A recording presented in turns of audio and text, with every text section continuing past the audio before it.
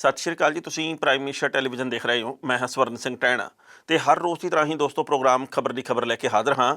ਪਹਿਲੀ ਵੱਡੀ ਖਬਰ ਦੇ ਵੱਲ ਜਾਣ ਤੋਂ ਪਹਿਲਾਂ ਪੰਜਾਬ ਦੇ ਮੌਸਮ ਦੀ ਹਾਲ ਬਿਆਨੀ ਕਰਨੀ ਬਣਦੀ ਹੈ। ਮੌਸਮ ਵਿਭਾਗ ਦੇ ਵੱਲੋਂ ਇਹ ਭਵਿੱਖਬਾਣੀ ਕੀਤੀ ਗਈ ਹੈ ਕਿ 18 ਤਰੀਕ ਤੋਂ ਲੈ ਕੇ 21 ਤਰੀਕ ਤੱਕ ਯਾਨੀ ਕਿ 4 ਦਿਨ ਪੰਜਾਬ ਦੇ ਵਿੱਚ ਮੋਹਲੇਧਾਰ ਮੀਂਹ ਵਰਨ ਦੀ ਪੂਰੀ ਸੰਭਾਵਨਾ ਹੈ। ਇਹ ਵੀ ਗੱਲ ਕਹੀ ਗਈ ਹੈ ਕਿ ਕਈ ਥਾਵਾਂ ਦੇ ਉੱਤੇ ਝੱਖੜ ਝੁੱਲਾ ਵੀ ਚੱਲ ਸਕਦਾ ਹੈ। ਪਰ ਜੇਕਰ ਅੱਜ ਦੇ ਮੌਸਮ ਦੀ ਗੱਲ ਕੀਤੀ ਜਾਵੇ ਤਾਂ ਪੰਜਾਬ ਦੇ ਕੁਝ ਕੁ ਹਿੱਸਿਆਂ ਦੇ ਵਿੱਚ ਛਿੱਟੇ ਪਏ ਆ, ਪਰ ਬਹੁਤੀਆਂ ਥਾਵਾਂ ਦੇ ਉੱਤੇ ਗਰਮੀ ਹੀ ਮਹਿਸੂਸ ਕੀਤੀ ਗਈ ਹੈ। ਬਾਕੀ ਮੌਸਮ ਵਿਭਾਗ ਦੀ ਭਵਿੱਖਬਾਣੀ ਕਿੰਨੀ ਕੁ ਸਹੀ ਸਾਬਤ ਹੁੰਦੀ ਹੈ, ਇਹ ਵਕਤ ਨੇ ਬਿਆਨ ਕਰਨਾ। ਤੇ ਹੁਣ ਜੇਕਰ ਪਹਿਲੀ ਵੱਡੀ ਉਸ ਖਬਰ ਦੇ ਵੱਲ ਜਾਂਦੇ ਆ ਜਿਹੜੀ ਹੈ ਤਾਂ ਕੁੱਲ ਦੁਨੀਆ ਨਾਲ ਜੁੜੀ ਹੋਈ, ਪਰ ਭਾਰਤ ਦੇ ਵਿੱਚ ਉਹਦਾ ਕਹਿਰ ਅੱਗੇ ਤੋਂ ਅੱਗੇ ਵੱਧ ਰਿਹਾ, ਯਾਨੀ ਕਿ ਕਰੋਨਾ ਦੀ ਸਮੱਸਿਆ ਭਾਰਤ ਦੇ ਵਿੱਚ ਲੋਕਡਾਊਨ ਦੇ ਬਾਵਜੂਦ ਹੱਲ ਕਿਉਂ ਨਹੀਂ ਹੋਈ। ਇਹ ਬਹੁਤ ਵੱਡਾ ਇੱਕ ਸਵਾਲ ਹੈ ਕਿ ਭਾਰਤ ਦੇ ਵਿੱਚ ਇੰਨੀ ਤੇਜ਼ ਗਤੀ ਦੇ ਵਿੱਚ ਕੇਸ ਆਉਣ ਲੱਗ ਪਏ ਆ। ਹਰ ਰੋਜ਼ 32 33 34 ਹਜ਼ਾਰ ਨਵੇਂ ਕੇਸ ਆ ਰਹੇ ਆ। ਹਰ ਰੋਜ਼ 600 700 ਮੌਤਾਂ ਸਾਹਮਣੇ ਆ ਰਹੀਆਂ। ਪੰਜਾਬ ਦੇ ਵਿੱਚ ਵੀ ਕਹਿਰ ਵਾਪਰ ਰਿਹਾ ਤੇ ਪੂਰੇ ਭਾਰਤ ਦੇ ਵਿੱਚ ਵੀ। ਹਾਲਾਂਕਿ ਇਹ ਵੀ ਖਬਰ ਆਈ ਹੈ ਕਿ PGI ਦੇ ਮਾਹਰਾਂ ਦੇ ਵੱਲੋਂ ਇੱਕ ਦਵਾਈ ਤਿਆਰ ਕੀਤੀ ਗਈ ਹੈ ਜਿਹਨੂੰ 3 ਵਿਅਕਤੀਆਂ ਦੇ ਉੱਤੇ ਪ੍ਰੀਖਣ ਦੇ ਤੌਰ ਦੇ ਉੱਤੇ ਵਰਤਿਆ ਜਾ ਰਿਹਾ। ਸੋ ਇਹ ਇੱਕ ਸੁਖਾਵੀਂ ਖਬਰ ਹੈ ਕਿ ਭਾਰਤ ਦੇ ਵਿੱਚ ਜਿਹੜੀ ਦਵਾਈ ਹੈ ਉਹ ਤੇਜ਼ ਗਤੀ ਦੇ ਨਾਲ ਲੱਭਣ ਦੀਆਂ ਕੋਸ਼ਿਸ਼ਾਂ ਕੀਤੀਆਂ ਜਾ ਰਹੀਆਂ। ਸ਼ਾਇਦ ਕੋਈ ਸੰਤੁਸ਼ਟੀਜਨਕ ਨਤੀਜਾ ਛੇਤੀ ਆ ਵੀ ਜਾਵੇ। ਪਰ ਜਿਸ ਤਰੀਕੇ ਦੇ ਨਾਲ ਭਾਰਤ ਦੇ ਵਿੱਚ ਕਰੋਨਾ ਲੋਕਡਾਊਨ ਦੇ ਬਾਵਜੂਦ ਵੱਧ ਰਿਹਾ, ਉਹਦੇ ਮੁਤਲਕ ਹੁਣ ਬਹੁਤ ਸਾਰੀਆਂ ਖਬਰਾਂ ਸਾਹਮਣੇ ਆ ਰਹੀਆਂ। ਰਾਜਨੀਤੀ ਇੱਕ ਪਾਸੇ, ਕਿਉਂਕਿ ਰਾਜਨੀਤਿਕ ਲੋਕਾਂ ਨੇ ਤਾਂ ਕੁਝ ਨਾ ਕੁਝ ਕਹਿਣਾ ਹੀ ਇੱਕ ਦੂਜੇ ਦੇ ਬਾਰੇ ਖਬਰਾਂ ਦੇ ਵਿੱਚ ਰਹਿਣ ਦੇ ਲਈ। ਪਰ ਜਦੋਂ ਲੋਕ ਮਰ ਰਹੇ ਹੋਣ, ਲੋਕਾਂ ਦੇ ਕਾਰੋਬਾਰ ਛੁੱਟ ਗਏ ਹੋਣ, ਲੋਕ ਫਾਹਾ ਲੈ ਰਹੇ ਹੋਣ, ਲੋਕ ਵਿਰਵਿਰ ਕਰਦੇ ਹੋਣ, ਲੋਕ ਰਾਸ਼ਨ ਨੂੰ ਤਰਸ ਰਹੇ ਹੋਣ, ਮੁੱਢਲੀਆਂ ਸਿਹਤ ਸਹੂਲਤਾਂ ਨੂੰ ਤਰਸ ਰਹੇ ਹੋਣ, ਤਾਂ ਉਸ ਵਕਤ ਭਾਰਤ ਦੇ ਪ੍ਰਧਾਨ ਮੰਤਰੀ ਸਾਹਿਬ ਨੂੰ ਮਨ ਕੀ ਬਾਤ ਜ਼ਰੂਰ ਕਰਨੀ ਚਾਹੀਦੀ ਹੈ ਕਿ ਅਸੀਂ ਕਿਹੜੀ ਥਾਂ ਦੇ ਉੱਤੇ ਨਿਕੰਮੇ ਸਾਬਤ ਹੋਏ ਹਾਂ। ਸਾਡੇ ਕੋਲੋਂ ਕਿਹੜੀ ਇਹੋ ਜਿਹੀ ਉਕਾਈ ਹੋਈ ਹੈ ਜਿਹਦੇ ਕਰਕੇ ਇੰਨਾ ਵੱਡਾ ਸੰਕਟ ਹੋਰ ਵਧਿਆ। ਕਿਉਂਕਿ ਜਿੱਥੇ ਵੀ ਦੁਨੀਆ ਭਰ ਦੇ ਵਿੱਚ ਲੋਕਡਾਊਨ ਹੋਇਆ, ਉੱਥੇ ਘੱਟ ਜਾਂ ਵੱਧ ਕੇਸ ਆ ਜਿਹੜੇ ਉਹ ਘਟੇ ਆ। ਪਰ ਭਾਰਤ ਦੇ ਵਿੱਚ ਕੇਸ ਘਟਣ ਦੀ ਥਾਂ ਦੇ ਉੱਤੇ ਕੇਸ ਵੱਧ ਗਏ ਆ। ਸੋ ਹੁਣ ਕਈ ਤਰ੍ਹਾਂ ਦੇ ਨੁਕਸ ਕੱਢੇ ਜਾ ਰਹੇ ਆ ਕਿ ਇੱਕ ਤਾਂ ਜੀ ਫਲਾਣਾ ਕਾਰਨ ਹੋਊਗਾ, ਇੱਕ ਫਲਾਣਾ ਕਾਰਨ ਆ। ਭਾਵੇਂ ਕਿ ਲੋਕਾਂ ਦੇ ਉੱਤੇ ਹੀ ਸਾਰਾ ਭਾਂਡਾ ਭੰਨਿਆ ਜਾ ਰਿਹਾ ਕਿ ਲੋਕਾਂ ਨੇ ਪਰਹੇਜ਼ ਨਹੀਂ ਕੀਤਾ, ਲੋਕਾਂ ਨੇ ਇਹਤਿਆਤ ਦਾ ਪਾਲਣ ਨਹੀਂ ਕੀਤਾ। ਪਰ ਇਹ ਵੀ ਗੱਲ ਸੱਚੀ ਹੈ ਕਿ ਭਾਰਤ ਦੇ ਵਿੱਚ ਅੰਧ ਵਿਸ਼ਵਾਸ ਨੇ ਬਹੁਤ ਮਾਰਿਆ। ਭਾਰਤ ਦੇ ਵਿੱਚ ਧਾਰਮਿਕ ਥਾਵਾਂ ਦੇ ਉੱਤੇ ਲੋਕ ਜਾਂਦੇ ਵੀ ਰਹੇ ਆ ਤੇ ਭਾਰਤ ਦੇ ਵਿੱਚ ਤਾੜੀਆਂ ਵੀ ਵਜਾਈਆਂ, ਭਾਰਤ ਦੇ ਵਿੱਚ ਥਾਲੀਆਂ ਵੀ ਖੜਕਾਈਆਂ, ਭਾਰਤ ਦੇ ਵਿੱਚ ਨਾਅਰੇ ਵੀ ਲਾਏ, ਭਾਰਤ ਦੇ ਵਿੱਚ ਜੈਕਾਰੇ ਵੀ ਲਾਏ, ਮੋਮਬੱਤੀਆਂ ਵੀ ਬਾਲੀਆਂ। ਪਰ ਇਸ ਦੇ ਬਾਵਜੂਦ ਕਰੋਨਾ ਮੁੱਕਿਆ ਨਹੀਂ, ਸਗੋਂ ਇਹਦਾ ਕਹਿਰ ਵੱਧ ਰਿਹਾ। ਸੋ ਉਸ ਤੋਂ ਅਗਲੀ ਗੱਲ ਇਹ ਹੈ ਕਿ ਹੁਣ ਜਦੋਂ ਵੱਡੀਆਂ ਸ਼ਖਸੀਅਤਾਂ ਨੂੰ ਕਰੋਨਾ ਆਪਣੀ ਲਪੇਟ ਦੇ ਵਿੱਚ ਲੈਣ ਲੱਗ ਪਿਆ ਕਿ ਕਿਸੇ ਸੂਬੇ ਦਾ ਮੰਤਰੀ ਆ ਜਿਹੜਾ ਉਹ ਬਿਮਾਰ ਹੋ ਗਿਆ, ਅਮਿਤਾਭ ਬੱਚਨ ਬਿਮਾਰ ਆ, ਉਹਨਾਂ ਦੇ ਟੱਬਰ ਦੇ ਬਾਕੀ ਜੀਅ ਜਿਹੜੇ ਕਰੋਨਾ ਪੀੜਤ ਹੋ ਗਏ ਆ, ਤਾਂ ਇਹਦੇ ਵੱਲ ਧਿਆਨ ਹੋਰ ਵੀ ਜ਼ਿਆਦਾ ਖਿੱਚਿਆ ਗਿਆ ਕਿ ਇਹ ਜੇਕਰ ਸਾਧਨ ਸੰਪੰਨ ਲੋਕ ਇਸ ਮਾਰ ਦੇ ਵਿੱਚ ਆ ਸਕਦੇ ਆ ਤਾਂ ਫਿਰ ਅਸੀਂ ਤੁਸੀਂ ਕਿਉਂ ਨਹੀਂ ਆ ਸਕਦੇ। ਸੋ ਅੱਜ ਇੱਕ ਰਿਪੋਰਟ ਸਾਹਮਣੇ ਆਈ ਹੈ ਵੀ ਕਿਹੜੇ 4-5 ਕਾਰਨ ਆ ਜਿਹਦੇ ਕਰਕੇ ਭਾਰਤ ਦੇ ਵਿੱਚ ਕਰੋਨਾ ਅੱਗੇ ਵੱਧ ਰਿਹਾ, ਕਿਹੜੇ ਉਹ ਕਾਰਨ ਆ ਜਿਹਦੇ ਕਰਕੇ ਭਾਰਤ ਦੇ ਵਿੱਚ ਕਰੋਨਾ ਹਾਲੇ ਤੱਕ ਮੁੱਕਿਆ ਨਹੀਂ, ਮੁੱਕਣਾ ਤਾਂ ਕੀ ਇਹ ਘਟਿਆ ਵੀ ਨਹੀਂ। ਪਹਿਲਾਂ ਉਹਨਾਂ ਕਾਰਨਾਂ ਦੀ ਤਫਸੀਲ ਹਾਸਲ ਕਰਦੇ ਆ ਤੇ ਬਾਅਦ ਵਿੱਚ ਕਰਾਂਗੇ ਟਿੱਪਣੀ। ਭਾਰਤ ਦੇ ਵਿੱਚ ਕਰੋਨਾ ਦੇ ਮਰੀਜ਼ਾਂ ਦਾ ਅੰਕੜਾ 10 ਲੱਖ ਤੋਂ ਪਾਰ ਹੋ ਚੁੱਕਿਆ। ਸਿਰਫ 5 ਮਹੀਨੇ ਤੇ 16 ਦਿਨ ਦੇ ਵਿੱਚ ਭਾਰਤ ਦੇ ਵਿੱਚ ਕਰੋਨਾ ਦੇ ਮਰੀਜ਼ਾਂ ਦੀ ਗਿਣਤੀ 1 ਤੋਂ ਲੈ ਕੇ 10 ਲੱਖ ਤੱਕ ਪਹੁੰਚ ਗਈ ਹੈ। ਪਹਿਲਾ ਮਾਮਲਾ 30 ਜਨਵਰੀ ਨੂੰ ਸਾਹਮਣੇ ਆਇਆ ਸੀ। ਕਰੋਨਾ ਵਾਇਰਸ ਨੂੰ ਰੋਕਣ ਦੇ ਲਈ ਦੇਸ਼ ਦੇ ਵਿੱਚ ਦੁਨੀਆ ਦਾ ਸਭ ਤੋਂ ਸਖਤ ਲਾਕਡਾਊਨ ਵੀ ਕੀਤਾ ਗਿਆ। ਇਹ ਅਸੀਂ ਨਹੀਂ ਕਹਿ ਰਹੇ, ਸਗੋਂ ਆਕਸਫੋਰਡ ਯੂਨੀਵਰਸਿਟੀ ਦਾ ਡਾਟਾ ਕਹਿ ਰਿਹਾ। ਆਕਸਫੋਰਡ ਯੂਨੀਵਰਸਿਟੀ ਨੇ ਦੁਨੀਆ ਭਰ ਦੇ ਵਿੱਚ ਕਰੋਨਾ ਵਾਇਰਸ ਦੇ ਮਾਮਲਿਆਂ ਦੀ ਸਟੱਡੀ ਕਰਨ ਦੇ ਲਈ ਆਕਸਫੋਰਡ ਕੋਵਿਡ-19 ਗੌਰਮੈਂਟ ਰਿਸਪੌਂਸ ਟਰੈਕਰ ਬਣਾਇਆ। ਇਸ ਟਰੈਕਰ ਦੇ ਵਿੱਚ 17 ਵੱਖ-ਵੱਖ ਪਹਿਲੂਆਂ ਦੇ ਆਧਾਰ ਦੇ ਉੱਤੇ ਰੇਟਿੰਗ ਕੀਤੀ ਗਈ। ਇਸ ਦੇ ਮੁਤਾਬਕ ਭਾਰਤ ਦੇ ਵਿੱਚ ਜਿੰਨਾ ਸਖਤ ਲਾਕਡਾਊਨ ਕੀਤਾ ਗਿਆ ਸੀ, ਉਨੀ ਸਖਤੀ ਦੁਨੀਆ ਦੇ ਕਿਸੇ ਵੀ ਹੋਰ ਦੇਸ਼ ਦੇ ਵਿੱਚ ਨਹੀਂ ਕੀਤੀ ਗਈ। ਪਰ ਇਸ ਦੇ ਬਾਵਜੂਦ ਭਾਰਤ ਦੇ ਵਿੱਚ ਕਿਹੜੇ ਕਾਰਨ ਨੇ ਜਿਹਦੇ ਕਰਕੇ ਲਗਾਤਾਰ ਕਰੋਨਾ ਅੱਗੇ ਤੋਂ ਅੱਗੇ ਵੱਧ ਰਿਹਾ। ਇਹਦੇ ਵਿੱਚ ਪਹਿਲਾ ਕਾਰਨ ਇਹ ਮੰਨਿਆ ਜਾ ਰਿਹਾ ਕਿ ਦੇਸ਼ ਭਰ ਦੇ ਵਿੱਚ ਲੋਕਡਾਊਨ ਤਾਂ ਲਾ ਦਿੱਤਾ, ਪਰ ਉਸ ਦਾ ਸਹੀ ਤਰੀਕੇ ਨਾਲ ਇਸਤੇਮਾਲ ਨਹੀਂ ਹੋ ਸਕਿਆ।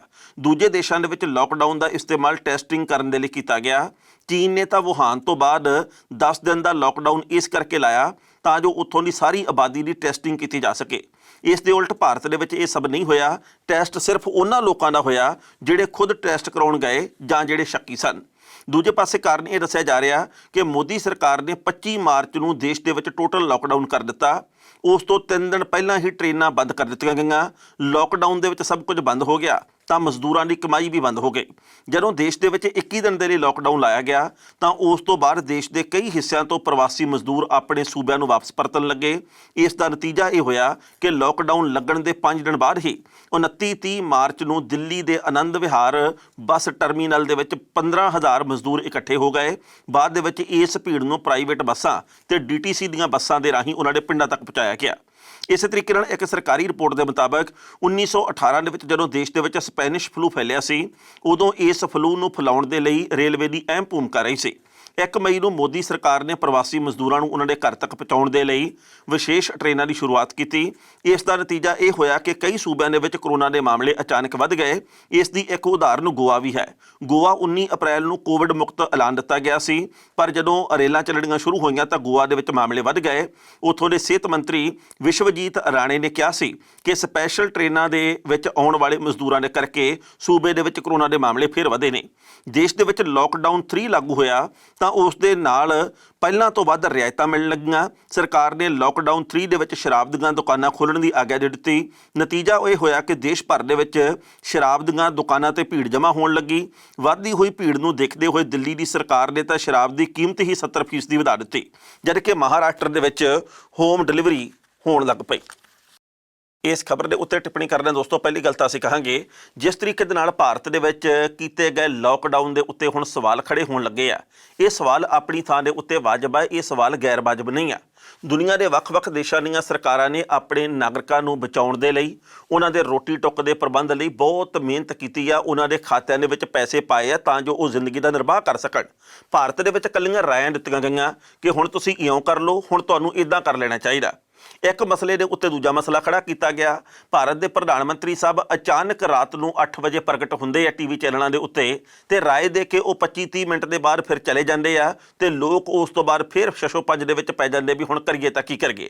ਸੋ ਜਿਹੜੀਆਂ 4 ਗੱਲਾਂ ਮੁੱਖ ਤੌਰ ਦੇ ਉੱਤੇ ਉੱਭਰ ਕੇ ਸਾਹਮਣੇ ਆਈਆਂ ਕਿ ਇੱਕ ਤਾਂ ਪਹਿਲਾਂ ਮਜ਼ਦੂਰਾਂ ਨੂੰ ਚਾਹੀਦਾ ਸੀ ਕਿ ਇੱਕ ਤੋਂ ਦੂਜੀ ਥਾਂ ਤੱਕ ਪਹੁੰਚਾ ਦਿੱਤਾ ਜਾਵੇ, ਪਰ ਉਹਨਾਂ ਨੂੰ ਪਹੁੰਚਾਇਆ ਨਹੀਂ ਗਿਆ। ਜਦੋਂ ਕਰੋਨਾ ਸਿਖਰ ਦੇ ਉੱਤੇ ਪਹੁੰਚ ਗਿਆ ਉਦੋਂ ਸਪੈਸ਼ਲ ਰੇਲ ਗੱਡੀਆਂ ਚੱਲ ਪਈਆਂ, ਜਾਂ ਫਿਰ ਸੂਬਿਆਂ ਦੀਆਂ ਤੇ ਕੇਂਦਰ ਦੀ ਸਰਕਾਰ ਇਹ ਪ੍ਰਬੰਧ ਕਰਦੇ ਕਿ ਜਿਹੜੇ ਵੀ ਪ੍ਰਵਾਸੀ ਮਜ਼ਦੂਰ ਜਿੱਥੇ ਵੀ ਇਸ ਵਕਤ ਫਸੇ ਹੋਏ ਮਹਿਸੂਸ ਕਰਦੇ ਆ ਉਹ ਉੱਥੇ ਹੀ ਰਹਿਣ।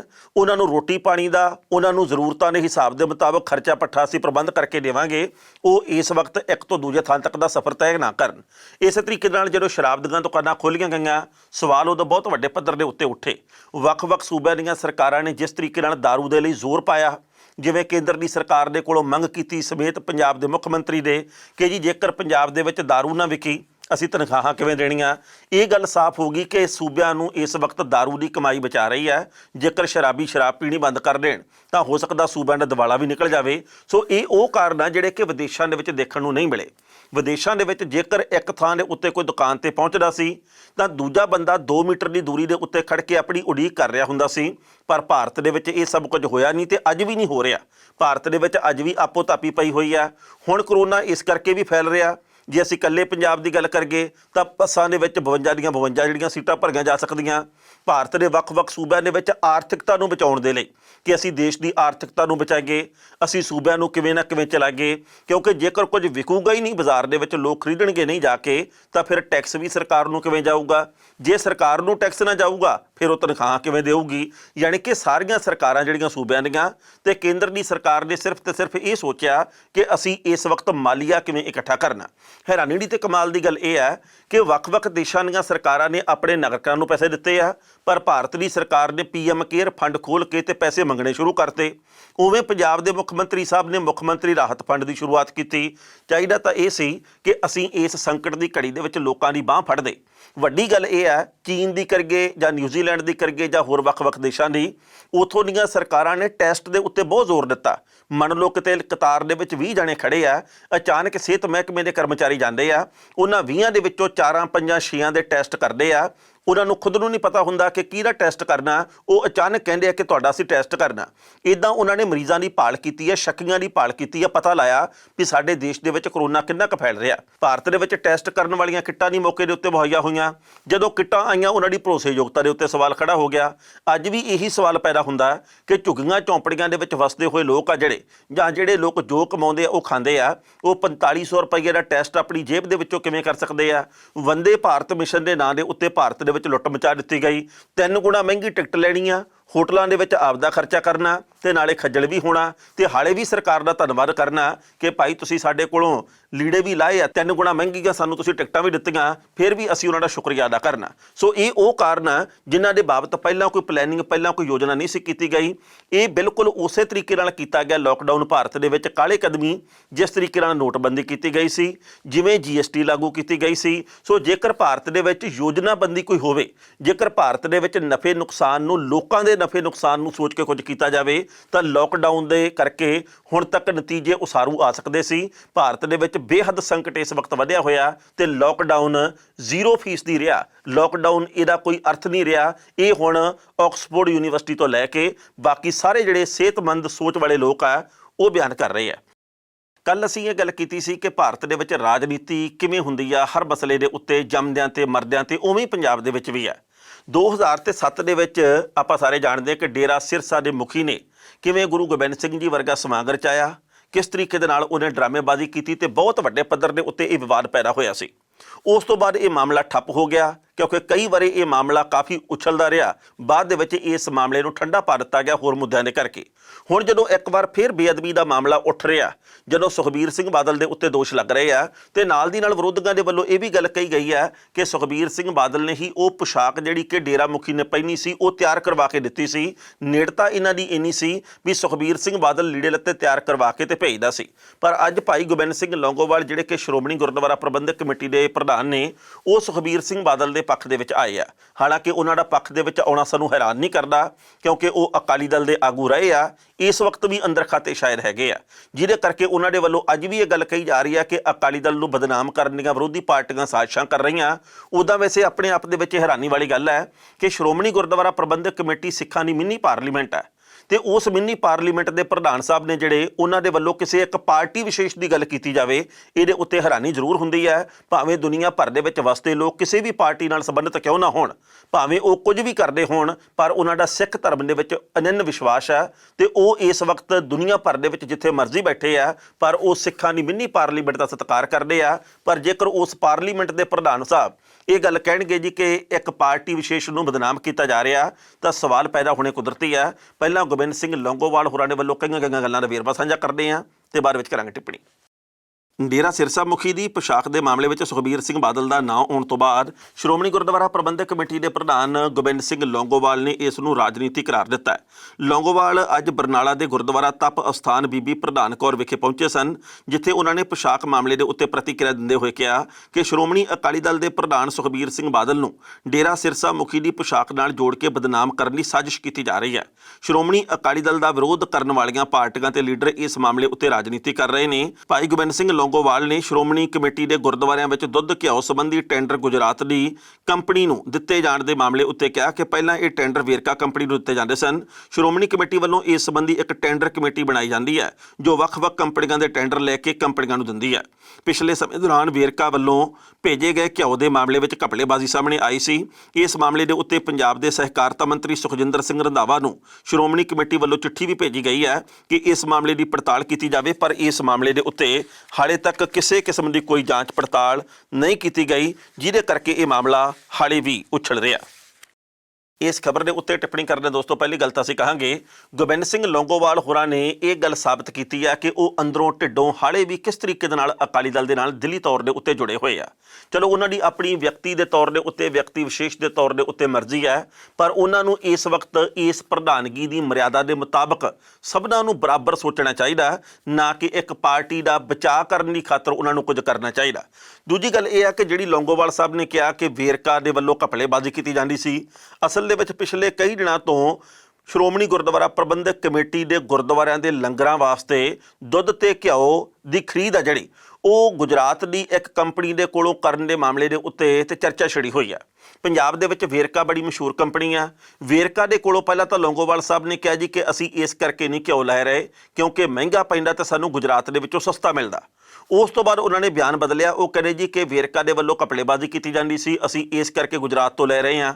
ਪਰ ਵਿਚਲੀ ਗੱਲ ਸਾਹਮਣੇ ਇਹ ਆਈ ਹੈ ਕਿ ਅਸਲ ਦੇ ਵਿੱਚ ਸਹਿਕਾਰਤਾ ਵਿਭਾਗ ਆ ਜਿਹੜਾ ਉਹ ਸੁਖਜਿੰਦਰ ਸਿੰਘ ਰੰਧਾਵਾ ਦੇ ਕੋਲ ਹੈ। ਸਹਿਕਾਰਤਾ ਵਿਭਾਗ ਦੇ ਅਧੀਨ ਵੇਰਕਾ ਤੇ ਹੋਰ ਜਿਹੜੇ ਅਦਾਰੇ ਆਉਂਦੇ ਆ, ਤੇ ਇਹ ਨਹੀਂ ਚਾਹਿਆ ਜਾ ਰਿਹਾ ਸੀ ਕਿ ਸੁਖਜਿੰਦਰ ਸਿੰਘ ਰੰਧਾਵਾ ਦੇ ਅਧਿਕਾਰ ਖੇਤਰ ਵਾਲੇ ਉਹਨਾਂ ਦੇ ਵਿਭਾਗ ਵਾਲੇ ਅਦਾਰੇ ਦੇ ਨਾਲ ਜੁੜਿਆ ਜਾਵੇ। ਸੁਖਜਿੰਦਰ ਸਿੰਘ ਰੰਧਾਵਾ ਸ਼੍ਰੋਮਣੀ ਅਕਾਲੀ ਦਲ ਤੇ ਸ਼੍ਰੋਮਣੀ ਕਮੇਟੀ ਦੇ ਉੱਤੇ ਸਮੇਂ-ਸਮੇਂ ਤੇ ਬਹੁਤ ਸਾਰੇ ਰਗੜੇ ਲਾਉਂਦੇ ਆ। ਮੰਨਿਆ ਇਹ ਜਾ ਰਿਹਾ ਕਿ ਸ਼ਾਇਦ ਇੱਕ ਕਾਰਨ ਇਹ ਵੀ ਹੈ ਕਿ ਵੇਰਕਾ ਨੂੰ ਛੱਡ ਕੇ ਤੇ ਗੁਜਰਾਤ ਦੀ ਕੰਪਨੀ ਦੇ ਕੋਲੋਂ ਦੁੱਧ ਕਿਉਂ ਲਿਆ ਜਾ ਰਿਹਾ, ਭਾਵੇਂ ਸਸਤਾ ਮਿਲਦਾ ਤੇ ਭਾਵੇਂ ਮਹਿੰਗਾ ਮਿਲਦਾ। ਪਰ ਲੋਕਾਂ ਦਾ ਸਵਾਲ ਇਹ ਹੈ ਵੀ ਜਦੋਂ ਲੋਕ ਇੰਨੀ ਵੱਡੀ ਗਿਣਤੀ ਦੇ ਵਿੱਚ ਪੰਜਾਬੀ ਮੱਥਾ ਟੇਕਦੇ ਆ ਤਾਂ ਫਿਰ ਪੰਜਾਬ ਦੇ ਪੈਸੇ ਪੰਜਾਬ ਦੇ ਲੋਕਾਂ ਨੂੰ ਮਿਲਣੇ ਚਾਹੀਦੇ, ਪੰਜਾਬ ਦੇ ਕਿਸਾਨਾਂ ਦੀ ਆਰਥਿਕ ਖੁਸ਼ਹਾਲੀ ਹੋਣੀ ਚਾਹੀਦੀ ਹੈ। ਅਸੀਂ ਮੱਥਾ ਇੱਥੇ ਟੇਕਦੇ ਹਾਂ ਤੇ ਉਹ ਪੈਸਾ ਗੁਜਰਾਤ ਦੇ ਵਿੱਚ ਜਾਵੇ, ਤੇ ਇਹ ਜਿਹੜੀ ਆ ਇਨਸਾਫ ਵਾਲੀ ਗੱਲ ਜਾਪਦੀ ਨਹੀਂ ਲੋਕਾਂ ਦੇ ਇੱਕ ਹਿੱਸੇ ਦਾ ਇਹ ਵੀ ਕਹਿਣਾ।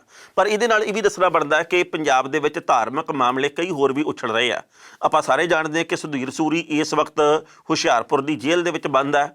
ਉਹਨੇ ਬਹੁਤ ਸਾਰੇ ਹੁਣ ਤੱਕ ਅਪਸ਼ਬਦ ਵਰਤੇ ਆ ਵੱਖ-ਵੱਖ ਭਾਈਚਾਰਿਆਂ ਦੇ ਲਈ, ਪਰ ਅੱਜ ਇਹ ਜਾਣਕਾਰੀ ਪ੍ਰਾਪਤ ਹੋਈ ਹੈ ਤੇ ਪੁਲਿਸ ਦੇ ਵੱਲੋਂ ਅਣਪਛਾਤੇ ਲੋਕਾਂ ਦੇ ਉੱਤੇ ਪਰਚਾ ਵੀ ਦਰਜ ਕੀਤਾ ਗਿਆ, ਅਗਿਆਤ ਲੋਕਾਂ ਦੇ ਉੱਤੇ, ਕਿਉਂਕਿ ਨਿਸ਼ਾਂਤ ਸ਼ਰਮਾ, ਸੁਧੀਰ ਸੂਰੀ ਤੇ ਵੀਰੇਸ਼ ਸਾਂਡੇਵਾਲਾ ਦੇ ਵੱਲੋਂ ਇਹ ਗੱਲ ਕਹੀ ਗਈ ਹੈ ਕਿ ਸਾਨੂੰ ਧਮਕੀਆਂ ਦਿੱਤੀਆਂ ਜਾ ਰਹੀਆਂ। ਵੀਰੇਸ਼ ਨੂੰ ਕੋਈ ਫੋਨ ਆਇਆ ਅਣਜਾਣ ਨੰਬਰ ਤੋਂ, ਤੇ ਇਹ ਗੱਲ ਉਹਨੇ ਪਰਚਾ ਦਰਜ ਕਰਵਾਉਣ ਦੇ ਲਈ ਕਹੀ ਹੈ। ਸ਼ਿਕਾਇਤ ਦੇ ਰੂਪ ਦੇ ਵਿੱਚ ਉਹਨੇ ਇਹ ਗੱਲ ਕਹੀ ਹੈ ਕਿ ਮੈਨੂੰ ਧਮਕੀ ਦੇਣ ਵਾਲੇ ਨੇ ਇਹ ਗੱਲ ਕਹੀ ਹੈ ਕਿ ਜਿਵੇਂ ਅਸੀਂ ਬੇਅੰਤ ਸਿੰਘ ਨੂੰ ਮਾਰਿਆ ਉਸੇ ਤਰੀਕੇ ਨਾਲ ਤੁਹਾਨੂੰ ਤਿੰਨਾਂ ਦਾ ਵੀ ਕਤਲ ਕਰਨਾ।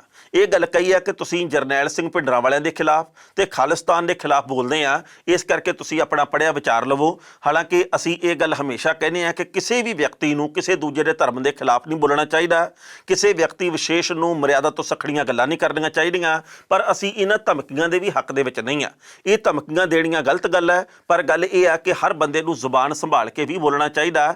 ਤਲਖ ਟਿੱਪਣੀਆਂ ਇਹੋ ਜਿਹੀਆਂ ਨਹੀਂ ਕਰਨੀਆਂ ਚਾਹੀਦੀਆਂ ਜਿਹਦੇ ਕਰਕੇ ਕਿਸੇ ਦੀ ਭਾਵਨਾ ਨੂੰ, ਸਤਿਕਾਰ ਨੂੰ ਠੇਸ ਪਹੁੰਚੇ। ਸੋ ਇਸ ਕਰਕੇ ਪੁਲਿਸ ਦੇ ਵੱਲੋਂ ਹੁਣ ਅਗਲੀ ਪੜਤਾਲ ਕੀ ਕੀਤੀ ਜਾਊਗੀ ਇਹ ਵਕਤ ਦੱਸੂਗਾ। ਪਰ ਸੁਧੀਰ ਸੂਰੀ ਹੋਰਾਂ ਦੀਆਂ ਮੁਸ਼ਕਿਲਾਂ ਦੇ ਵਿੱਚ ਜਿਸ ਤਰੀਕੇ ਨਾਲ ਵਾਧਾ ਹੋਇਆ, ਜਿਸ ਤਰੀਕੇ ਦੇ ਨਾਲ ਇੰਦੌਰ ਤੋਂ ਉਹਨੂੰ ਗ੍ਰਿਫਤਾਰ ਕੀਤਾ ਗਿਆ, ਜਿਸ ਤਰੀਕੇ ਦੇ ਨਾਲ ਉਹਨੂੰ ਰਿਮਾਂਡ ਦੇ ਉੱਤੇ ਲਿਆ ਗਿਆ, ਤੇ ਜਿਸ ਤਰੀਕੇ ਦੇ ਨਾਲ ਉਹਦੀਆਂ ਪਹਿਲੀਆਂ ਜਿਹੜੀਆਂ ਜ਼ਮਾਨਤਾਂ ਵੱਖ-ਵੱਖ ਕੇਸਾਂ ਦੇ ਮਾਮਲੇ ਦੇ ਉੱਤੇ ਉਹਨਾਂ ਨੂੰ ਰੱਦ ਕਰਵਾਉਣ ਦੇ ਲਈ ਪੁਲਿਸ ਦੇ ਵੱਲੋਂ ਗੱਲ ਕੀਤੀ ਗਈ ਹੈ। ਮਤਲਬ ਕਹਿਣ ਦਾ ਇਹ ਹੈ ਕਿ ਜੇਕਰ ਇਹਨਾਂ ਆਗੂਆਂ ਦੇ ਵੱਲੋਂ ਆਉਂਦੇ ਸਮੇਂ ਦੇ ਵਿੱਚ ਇਹ ਗੱਲ ਸੋਚੀ ਜਾਵੇ ਕਿ ਹੁਣ ਅਸੀਂ ਤੋਲ ਕੇ ਬੋਲਣਾ ਤਾਂ ਇਹਨਾਂ ਦੀਆਂ ਮੁਸ਼ਕਲਾਂ ਘੱਟ ਸਕਦੀਆਂ। ਨਹੀਂ ਤਾਂ ਆਮ ਤੌਰ ਦੇ ਉੱਤੇ ਜਿਹੜੇ ਇਹ ਵੱਖ-ਵੱਖ ਧਰਮਾਂ ਦੀ ਪ੍ਰਤੀਨਿਧਤਾ ਕਰਨ ਵਾਲੇ ਲੋਕ ਆ ਜਾਂ ਵੱਖ-ਵੱਖ ਜਥੇਬੰਦੀਆਂ ਦੇ ਲੋਕ ਆ, ਪਹਿਲਾਂ ਇਹ ਕੌੜਾ ਬੋਲਦੇ ਆ, ਫਿਰ ਇਹਨਾਂ ਨੂੰ ਧਮਕੀਆਂ ਆਉਂਦੀਆਂ, ਫਿਰ ਇਹ ਸਬੂਤ ਪੁਲਿਸ ਦੇ ਕੋਲ ਲੈ ਕੇ ਜਾਂਦੇ ਆ ਤੇ ਫਿਰ ਇਹਨਾਂ ਨੂੰ ਗਨਮੈਨ ਮਿਲਦੇ ਆ। ਇਹੋ ਜਿਹੇ ਕਈ ਬੰਦੇ ਪਿਛਲੇ ਕੁਝ ਕੁ ਸਮੇਂ ਦੇ ਵਿੱਚ ਫੜੇ ਵੀ ਗਏ ਆ ਜਿਨ੍ਹਾਂ ਨੇ ਆਪਦੇ ਉੱਤੇ ਖੁਦ ਹੀ ਹਮਲਾ ਕਰਵਾ ਕੇ ਇਹ ਗੱਲ ਕਹੀ ਕਿ ਭਾਈ ਸਾਨੂੰ ਤਾਂ ਮਾਰਨ ਆ ਗਏ ਸੀ। ਬਾਅਦ ਦੇ ਵਿੱਚ ਗੱਲ ਖੁੱਲੀ ਕਿ ਭਾਈ ਇਹਨਾਂ ਨੇ ਕਿਵੇਂ ਡਰਾਮਾ ਰਚਿਆ ਸੀ। ਸੋ ਇਦਾਂ ਦੀਆਂ ਗੱਲਾਂ ਨਹੀਂ ਹੋਣੀਆਂ ਚਾਹੀਦੀਆਂ। ਗੁਰੂ ਗ੍ਰੰਥ ਸਾਹਿਬ ਜੀ ਦੇ 267 ਪਾਵਨ ਸਰੂਪਾਂ ਦੇ ਗੁੰਮ ਹੋਣ ਤੋਂ ਬਾਅਦ ਰਾਜਨੀਤੀ ਕਿਸ ਕਦਰ ਜ਼ੋਰ ਫੜ ਚੁੱਕੀ ਹੈ, ਆਪਾਂ ਸਾਰਾ ਕੁਝ ਜਾਣਦੇ ਹਾਂ। ਪਰ ਅੱਜ ਇਸ ਮਾਮਲੇ ਦੇ ਵਿੱਚ ਇੱਕ ਨਵੀਂ ਖਬਰ ਪ੍ਰਾਪਤ ਹੋਈ ਹੈ, ਕਿਉਂਕਿ ਮਾਣਯੋਗ ਅਦਾਲਤ ਦੀ ਸਾਬਕਾ ਜੱਜ ਨੂੰ ਇਸ ਮਾਮਲੇ ਦੀ 1 ਮਹੀਨੇ ਦੇ ਵਿੱਚ ਪੜਤਾਲ ਕਰਨ ਦੇ ਵਾਸਤੇ ਕਹਿ ਦਿੱਤਾ ਗਿਆ। ਇਸ ਮਾਮਲੇ ਦੇ ਉੱਤੇ ਪੜਤਾਲ ਹੁਣ ਕਿਹੜੇ ਤਰੀਕੇ ਨਾਲ ਹੁੰਦੀ ਹੈ ਇਹ ਤਾਂ ਵਕਤ ਬਿਆਨ ਕਰੂਗਾ। ਪਰ ਆਮ ਤੌਰ ਦੇ ਉੱਤੇ ਕਮੇਟੀ ਬਣਦੀ ਹੁੰਦੀ ਹੈ, ਕਮੇਟੀ ਦੇ ਉੱਤੇ ਇੱਕ ਹੋਰ ਕਮੇਟੀ, ਉਹਦੇ ਉੱਤੇ ਇੱਕ ਹੋਰ ਕਮੇਟੀ ਬਣ ਜਾਂਦੀ ਹੈ। ਚਾਹੀਦਾ ਇਹ ਹੈ ਕਿ ਜਦੋਂ ਇਸ ਵਕਤ ਸਿੱਖ ਭਾਈਚਾਰੇ ਦੇ ਵਿੱਚ ਰੋਸ ਪਸਰ ਰਿਹਾ, ਜਦੋਂ ਹਰ ਕੋਈ ਇਸ ਗੱਲੋਂ ਨਿਰਾਸ਼ ਤੇ ਨਾਰਾਜ਼ ਹੈਗਾ ਕਿ 267 ਗੁਰੂ ਗ੍ਰੰਥ ਸਾਹਿਬ ਜੀ ਦੇ ਸਰੂਪ ਕਿਹੜੇ ਪਾਸੇ ਗਏ ਆ, ਤੇ ਇਹਦੇ ਵਿੱਚ ਬਹੁਤ ਸਾਰੀ ਮਿਲੀ ਭੁਗਤ ਦੀਆਂ ਖਬਰਾਂ ਵੀ ਸਮੇਂ-ਸਮੇਂ ਤੇ ਸਾਹਮਣੇ ਆਈਆਂ, ਤਾਂ ਇਸ ਮਾਮਲੇ ਦੀ ਵੇਲੇ ਸਿਰ ਪੜਤਾਲ ਕਰਕੇ ਤੇ ਸਹੀ ਜਿਹੜੇ ਦੋਸ਼ੀ ਆ ਉਹਨਾਂ ਦੇ ਖਿਲਾਫ ਬਣਦੀ ਕਾਰਵਾਈ ਕੀਤੀ ਜਾਵੇ ਤੇ ਮਿਸਾਲੀ ਕਾਰਵਾਈ ਹੋਵੇ, ਤਾਂ ਜੋ ਭਵਿੱਖ ਦੇ ਵਿੱਚ ਇਹੋ ਜਿਹੀ ਗਲਤੀ ਨਾ ਹੋਵੇ। ਪਹਿਲਾਂ ਇਸ ਰਿਪੋਰਟ ਦਾ ਵੇਰਵਾ ਤੇ ਬਾਅਦ ਵਿੱਚ ਕਰਾਂਗੇ ਟਿੱਪਣੀ। ਗੁਰੂ ਗ੍ਰੰਥ ਸਾਹਿਬ ਜੀ ਦੇ 267 ਪਾਵਨ ਸਰੂਪ ਗੁੰਮ ਹੋਣ ਸੰਬੰਧੀ ਹਾਈ ਕੋਰਟ ਦੀ ਸਾਬਕਾ ਜਸਟਿਸ ਨਵਿਤਾ ਸਿੰਘ ਨੂੰ ਜਾਂਚ ਸੌਂਪ ਦਿੱਤੀ ਗਈ ਹੈ। ਇਹ ਸਰੂਪ ਸ਼੍ਰੋਮਣੀ ਗੁਰਦੁਆਰਾ ਪ੍ਰਬੰਧਕ ਕਮੇਟੀ ਦੇ ਪ੍ਰਬੰਧ ਅਧੀਨ ਗੋਲਡਨ ਆਫਸੈਟ ਪ੍ਰੈਸ ਦੇ ਰਿਕਾਰਡ ਰੂਮ ਦੇ ਵਿੱਚੋਂ ਗੁੰਮ ਹੋਏ ਸੀ। ਇਸ ਨਾਲ ਪੰਥਕ ਹਲਕਿਆਂ ਦੇ ਵਿੱਚ ਕਾਫੀ ਰੋਸ ਸੀ। ਅਕਾਲ ਤਖਤ ਸਾਹਿਬ ਦੇ ਕਾਰਜਕਾਰੀ ਜਥੇਦਾਰ ਗਿਆਨੀ ਹਰਪ੍ਰੀਤ ਸਿੰਘ ਨੇ ਇਸ ਗੰਭੀਰ ਮਾਮਲੇ ਦੀ ਨਿਰਪੱਖ ਜਾਂਚ ਕਰਵਾਉਣ ਸੰਬੰਧੀ ਸੇਵਾ ਮੁਕਤ ਜੱਜ ਨਵਿਤਾ ਸਿੰਘ ਨੂੰ ਸੌਂਪ ਦਿੱਤੀ ਹੈ। ਭਾਈ Ishar Singh advocate Telangana high court ਉਹਨਾਂ ਦੇ ਸਹਿਯੋਗੀ ਹੋਣਗੇ। ਮਾਮਲੇ ਸੰਬੰਧੀ ਮਹੀਨੇ ਦੇ ਅੰਦਰ ਜਾਂਚ ਅਧਿਕਾਰੀ ਅਕਾਲ ਤਖਤ ਸਾਹਿਬ ਵਿਖੇ ਰਿਪੋਰਟ ਦੇਣਗੇ। ਇਸ ਤੋਂ ਬਾਅਦ ਅਕਾਲ ਤਖਤ ਸਾਹਿਬ ਦੇ ਵੱਲੋਂ ਲੋੜੀਂਦੀ ਕਾਰਵਾਈ ਕੀਤੀ ਜਾਵੇਗੀ। ਇਸ ਖਬਰ ਦੇ ਉੱਤੇ ਟਿੱਪਣੀ ਕਰਦਾ ਦੋਸਤੋ, ਪਹਿਲੀ ਗੱਲ ਤਾਂ ਅਸੀਂ ਕਹਾਂਗੇ ਮਾਣਯੋਗ ਜੱਜ ਨਵਿਤਾ ਸਿੰਘ ਦੇ ਵੱਲੋਂ ਜਿਹੜੀ ਕਾਰਵਾਈ ਕੀਤੀ ਜਾਣੀ ਆ, ਉਹਨਾਂ ਦੇ ਵੱਲੋਂ ਜੇਕਰ 1 ਮਹੀਨੇ ਦੇ ਵਿੱਚ ਕਾਰਵਾਈ ਮੁਕੰਮਲ ਕਰਕੇ ਤੇ ਅਕਾਲ ਤਖਤ ਸਾਹਿਬ ਦੇ ਉੱਤੇ ਰਿਪੋਰਟ ਅੱਪੜਦੀ ਕਰ ਦਿੱਤੀ ਜਾਂਦੀ ਹੈ, ਤਾਂ ਇਹਦੇ ਨਾਲ ਉਹਨਾਂ ਦੇ ਪ੍ਰਤੀ ਵੀ ਲੋਕਾਂ ਦੇ ਮਨਾਂ ਵਿੱਚ ਸਤਿਕਾਰ ਵਧਣਾ ਕਿ ਉਹਨਾਂ ਨੇ ਵਾਜਬ ਆਪਣੀ ਕਾਰਵਾਈ ਕੀਤੀ ਹੈ। ਪਰ ਜੇਕਰ ਇਸ ਮਾਮਲੇ ਦੇ ਵਿੱਚ ਵੀ ਝੋਲ ਆਉਂਦਾ ਰਿਹਾ ਤਾਂ ਜਿਸ ਤਰੀਕੇ ਦੇ ਨਾਲ ਕਮੇਟੀਆਂ ਪਹਿਲਾਂ ਵੀ ਬਣਦੀਆਂ, ਜਾਂਚ ਪੜਤਾਲ ਦੀ ਗੱਲ ਪਹਿਲਾਂ ਵੀ ਛਿੜਦੀ ਵੱਖ-ਵੱਖ ਮੁੱਦਿਆਂ ਦੇ ਉੱਤੇ, ਫਿਰ ਲੋਕਾਂ ਦੀ ਭਰੋਸੇਯੋਗਤਾ ਨੂੰ ਸੱਟ ਵੱਜਣਾ। ਦਰਅਸਲ ਗੱਲ ਇਹ ਹੈ ਕਿ ਜਦੋਂ ਧਰਮ ਦੀ ਗੱਲ ਆਉਂਦੀ ਹੈ ਉਦੋਂ ਸਾਡੇ ਮਨ ਦੇ ਵਿੱਚ ਕਈ ਕਿਸਮ ਦੇ ਖਿਆਲ ਆਉਣੇ ਸੁਭਾਵਿਕ ਹੈ, ਕਿਉਂਕਿ ਬੇਅਦਬੀ ਦੇ ਮਾਮਲੇ ਦਾ ਸਿੱਟਾ ਕੋਈ ਨਹੀਂ ਨਿਕਲਿਆ, ਡੇਰਾ ਮੁਖੀ ਦੇ ਮਾਮਲੇ ਦੀ ਹਾਲੇ ਤੱਕ ਪੜਤਾਲ ਚੱਲ ਰਹੀ ਹੈ, ਬਾਈਬਲ ਕਲਾਂ ਗੋਲੀ ਕਾਂਡ ਦੇ ਮੁਤਲਕ ਕੋਈ ਜਾਣਕਾਰੀ ਨਹੀਂ ਹਾਸਲ ਹੋਈ ਹਾਲੇ ਤੱਕ। ਉਸੇ ਤਰੀਕੇ ਨਾਲ 267 ਗੁਰੂ ਗ੍ਰੰਥ ਸਾਹਿਬ ਜੀ ਦੇ ਪਾਵਨ ਸਰੂਪਾਂ ਦੇ ਮਾਮਲੇ ਦੇ ਉੱਤੇ ਵੀ ਪੜਤਾਲ ਦੀ ਗੱਲ ਸਾਹਮਣੇ ਆਈ ਹੈ। ਲੋਕਾਂ ਦੇ ਮਨਾਂ ਦੇ ਵਿੱਚ ਇਸ ਗੱਲ ਦਾ ਖਦਸ਼ਾ ਵੀ ਪੜਤਾਲ ਆ ਜਿਹੜੀ ਉਹ ਪੜਤਾਲ ਹੀ ਰਹਿ ਜਾਂਦੀ ਹੈ, ਭਾਰਤ ਦੇ ਵਿੱਚ ਇਸ ਪੜਤਾਲ ਦਾ ਕੋਈ ਸਿੱਟਾ ਨਹੀਂ ਨਿਕਲਦਾ। ਸੋ ਇਸ ਪੜਤਾਲ ਦਾ ਜਿਹੜੇ ਕਿ ਮਾਣਯੋਗ ਜੱਜ ਸਾਹਿਬਾਨ ਦੇ ਨਾਲ ਜੁੜੀ ਹੈ, ਇਹਦਾ ਕੋਈ ਸਿੱਟਾ ਨਿਕਲੇ ਤੇ 267 ਗੁਰੂ ਗ੍ਰੰਥ ਸਾਹਿਬ ਜੀ ਦੇ ਜਿਹੜੇ ਸਰੂਪ ਹੈ ਉਹ ਕਿੱਥੇ ਗਾਇਬ ਕੀਤੇ ਗਏ ਆ, ਕਿਵੇਂ ਕੀਤੇ ਗਏ ਆ, ਕਿਉਂ ਇਹਨਾਂ ਨੇ ਕਰ ਦਿੱਤੇ ਆ, ਇਹਦੀ ਮੁਕੰਮਲ ਜਾਣਕਾਰੀ ਜੇਕਰ ਸਾਹਮਣੇ ਆਵੇ ਤਾਂ ਲੋਕਾਂ ਨੂੰ ਸੰਤੁਸ਼ਟੀ ਹੋਊਗੀ ਕਿ ਚਲੋ ਕਿਸੇ ਨਾ ਕਿਸੇ ਮਾਮਲੇ ਦੇ ਉੱਤੇ ਤਾਂ ਕੁਝ ਨਾ ਕੁਝ ਕੀਤਾ ਗਿਆ, ਨਹੀਂ ਤਾਂ ਆਸ ਤੋਂ ਸਖਣੀਆਂ ਗੱਲਾਂ ਇਹ ਹੈਗੀਆਂ।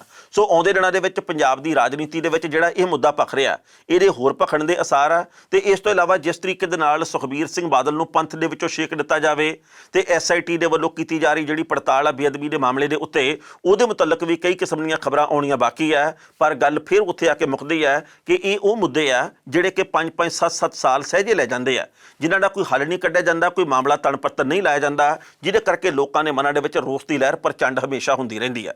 ਖਬਰਾਂ ਦੇ ਉੱਤੇ ਵਿਚਾਰ ਚਰਚਾ ਦੋਸਤੋ ਅਸੀਂ ਹੋਰ ਵੀ ਕਰ ਸਕਦੇ ਸੀ, ਪਰ ਜੋ ਵਕਤ ਦੀ ਘਾਟ ਰੁਕਣ ਦਾ ਇਸ਼ਾਰਾ ਕਰ ਰਹੀ ਹੈ। ਕੱਲ ਨੂੰ ਇਸੇ ਵੇਲੇ ਖਬਰ ਦੀ ਖਬਰ ਲੈ ਕੇ ਫਿਰ ਹਾਜ਼ਰ ਹੋਵਾਂਗੇ। ਉਦੋਂ ਤੱਕ ਲਈ ਆਗਿਆ ਦਿਓ। ਬਹੁਤ ਬਹੁਤ ਮਿਹਰਬਾਨੀ।